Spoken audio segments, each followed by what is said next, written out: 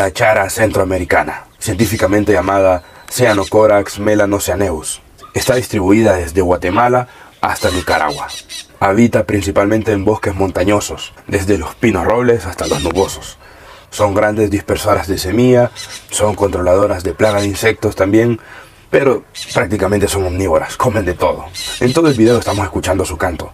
Bueno, si la conoces, decinos a dónde la has visto, en qué parte de El Salvador la has conocido, o en qué parte de Guatemala, o en Honduras, o en Nicaragua. Échate ese dato a la bolsa.